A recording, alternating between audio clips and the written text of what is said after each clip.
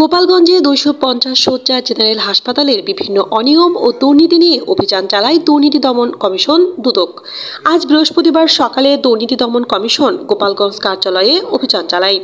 দুর্নীতি দমন কমিশন গোপালগঞ্জ জেলা কার্যালয়ের উপপরিচালক মোহাম্মদ মশিউর রহমানের নেতৃত্বে সহকারী পরিচালক বিজন কুমার রায়, মোহাম্মদ সোহরাব হোসেন সোহেল, উপসহকারী পরিচালক আফসার উদ্দিন ও মোহাম্মদ আলামিন হোসেনের সমন্বয়ে গঠিত টিম গোপালগঞ্জ ২৫০ শয্যা বিশিষ্ট জেনারেল হাসপাতালে সরেজমিনে এনফোর্সমেন্ট অভিযান পরিচালনা করা হয়।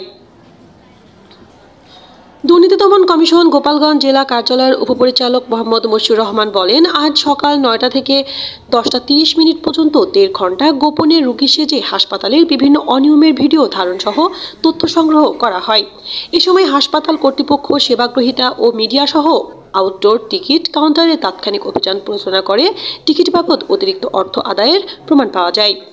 এ সময় টিকিট কাউন্টারে অতিরিক্ত ফি আদায় করা হচ্ছে মর্মে প্রমাণ পাওয়া যায়। বিপুল পরিমাণ চিকিৎসা প্রত্যাশী জনগণ উপস্থিত থাকলেও আউটডোরে অধিকাংশ ডাক্তার ও কর্মচারী অনুপস্থিত ছিলেন বিধায় অনেকে চিকিৎসা সেবা পাচ্ছেন না মর্মে প্রমাণ পাওয়া গেছে।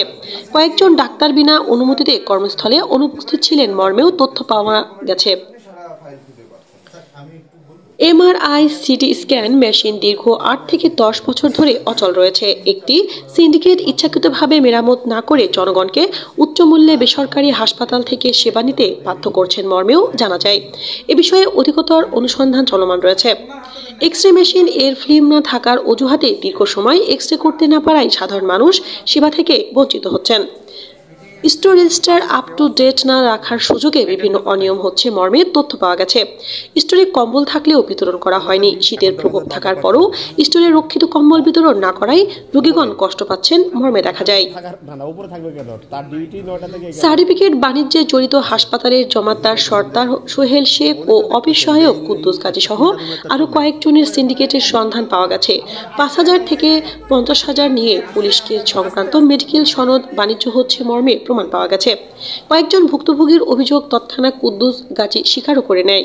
ইসিজি মেশিন ব্যবহারে ৪০০ থেকে ৫০০ টাকা অতিরিক্ত অর্থ আদায় করা এবং ট্রলি ব্যবহারকারীদের থেকে অর্থ আদায় করার অভিযোগের সত্যতা পাওয়া গেছে বলে জানায় দুর্নীতি দমন কমিশন দুদক। এ বিষয়ে ২৫০ শয্যা জেনারেল হাসপাতালের তত্ত্বাবধায়ক সংশ্লিষ্ট দায়ীদের বিরুদ্ধে ব্যবস্থা গ্রহণ করবেন মর্মে টিমকে অবহিত করেন। এনএফতানি, গোপালগঞ্জ। একটা বিষয় নিয়ে আসলাম, উনি যে অস্বীকার করতেছে, অস্বীকার করতেছে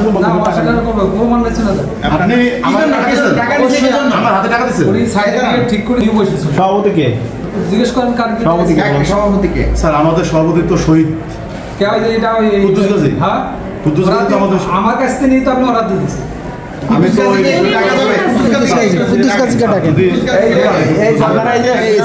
নাম লেখেন, শহীদ এগুলো সবগুলোর নাম লেখেন, এগুলো সবগুলোর এই করতে হবে।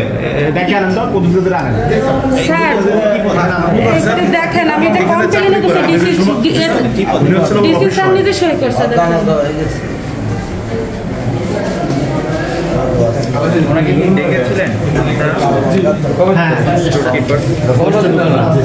আচ্ছা, আপনার যে স্টোরের আজকে পর্যন্ত আপডেট আছে?